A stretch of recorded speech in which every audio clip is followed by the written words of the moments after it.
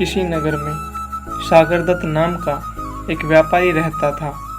उसके लड़के ने एक बार 100 रुपये में बिकने वाली एक पुस्तक खरीदी। उस पुस्तक में केवल एक श्लोक लिखा था, जो वस्तु जिसको मिलने वाली होती है वह उसे अवश्य मिलती है। उस वस्तु की प्राप्ति को विधाता भी नहीं रोक सकता। अतएव मैं किसी वस्तु के विनष्ट हो जाने पर भी न दुखी होता हूँ और न किसी वस्तु के अनायास मिल जाने पर आश्चर्य ही करता हूँ, क्योंकि जो वस्तु दूसरों को मिलने वाली होगी वह हमें नहीं मिल सकती और जो हमें मिलने वाली है वह दूसरों को नहीं मिल सकती। उस पुस्तक को देखकर सागरदत्त ने अपने पुत्र से पूछा, तुमने इस पुस्तक को कितने में खरीदा है? पुत्र ने उत्तर दिया, 100 रुपये में। अपने पुत्र से पुस्तक का मूल्य जानकर सागरदत्त कुपित हो गया। वह क्रोध से बोला, अरे मूर्ख, जब तुम लिखे हुए एक श्लोक को 100 रुपये में खरीदते हो तो तुम अपनी बुद्धि से क्या धन कमाओगे? तुझ जैसे मूर्ख को मैं अब अपने घर में नहीं रखूँगा। उसका पुत्र अपमानित होकर घर से निकल गया। वह एक नगर में पहुँचा। लोग जब उसका नाम पूछते तो वह अपना नाम प्राप्तव्य अर्थ बतलाता। इस प्रकार वह प्राप्तव्य अर्थ के नाम से पहचाना जाने लगा। कुछ दिनों बाद नगर में एक उत्सव मनाया गया। नगर की राजकुमारी चंद्रावती अपनी सहेली के साथ उत्सव की शोभा देखने निकली। जब वह नगर का भ्रमण कर रही थी तो किसी देश का राजकुमार उसकी दृष्टि में आ गया।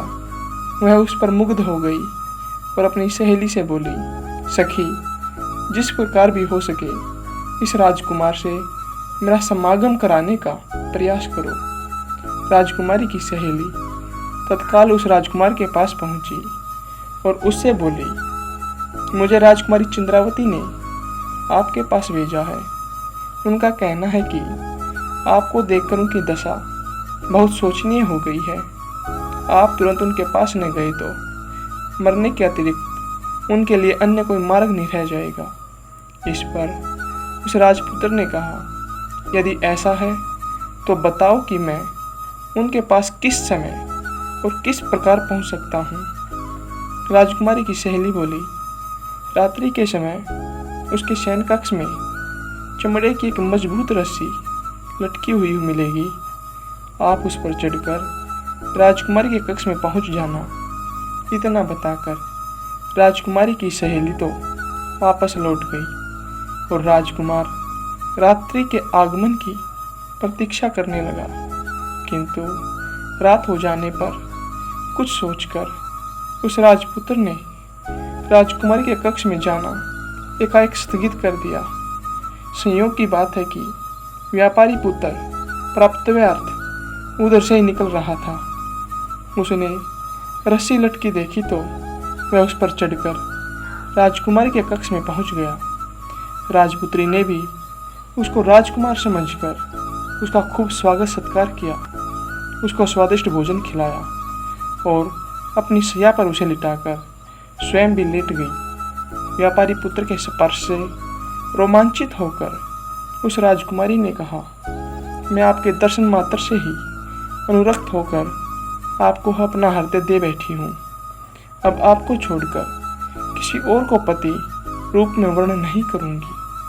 व्यापारी पुत्र कुछ नहीं बोला, वह शांत पड़ा रहा। इस पर राजकुमारी ने कहा, आप मुझसे बोल क्यों नहीं रहे हैं? क्या बात है?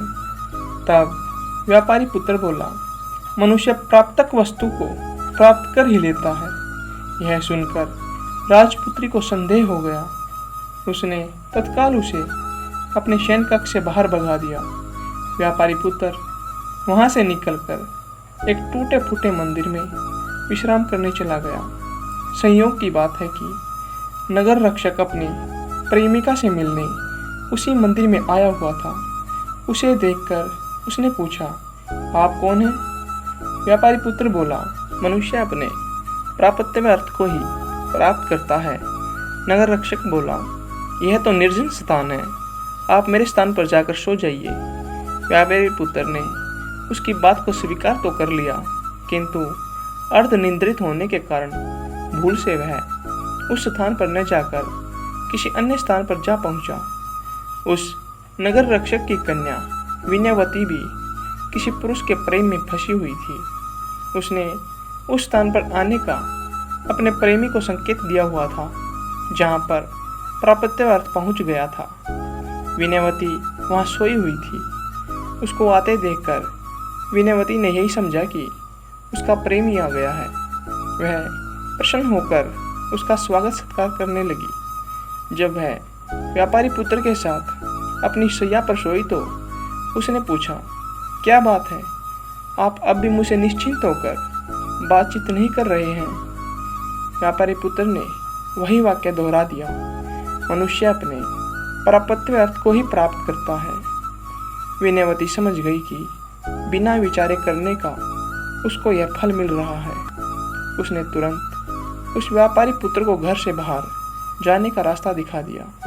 व्यापारी पुत्र एक बार फिर सड़क पर आ गया। तभी उसे सामने से आती एक बारात दिखाई दी। वर कीर्ति नामक वर बड़ी धूमधाम से अपनी बारात लेकर जा रहा था। वह भी उस बारात में शामिल होकर उनके साथ साथ चलने लगा। बारात अपने स्थान पर पहुंची। उसका खूब स्वागत सत्कार हुआ। विवाह का मुहूर्त होने पर सेठ की कन्या सज धज कर विवाह मंडप के समीप आ गई। उसी क्षण एक मदमस्त हाथी अपने महावत को मारकर भागता हुआ उधर आ पहुंचा। उसे देखकर भय के कारण सभी बाराती वर को लेकर वहां से भाग गए। कन्या पक्ष के लोग भी घबराकर घरों में घुस गए। कन्या उस स्थान पर अकेली रह गई। कन्या को भयभीत देखकर प्राप्त्यर्थ ने उसे सांत्वना दी, डरो मत, मैं तुम्हारी रक्षा करूंगा। यह कहकर उसने एक हाथ से उस कन्या को संभाला और दूसरे हाथ में एक डंडा लेकर हाथी पर पिल पड़ा। डंडे की चोट से भयभीत होकर वह हाथी सहसा वहां से भाग निकला।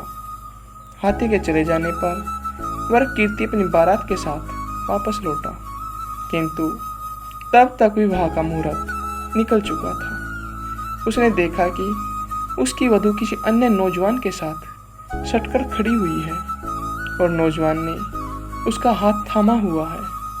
यह देखकर उसे क्रोध आ गया और अपने ससुर से बोला, आपने यह उचित नहीं किया। अपनी कन्या का हाथ मेरे हाथ में देने के स्थान पर किसी अन्य के हाथ में दे दिया है।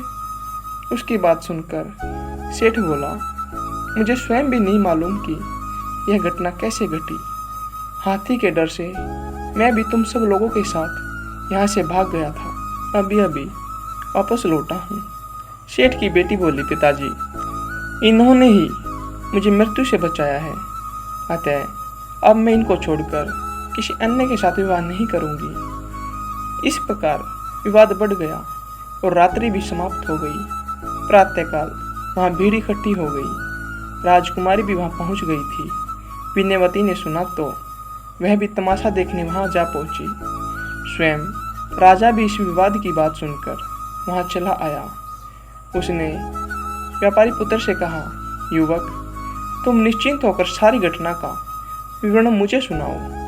व्यापारी पुत्र ने उत्तर में यही कहा, मनुष्य प्राप्त्य अर्थ को ही प्राप्त करता है। उसकी बात सुनकर राजपुत्री बोली, विधाता भी उसको नहीं रोक सकता।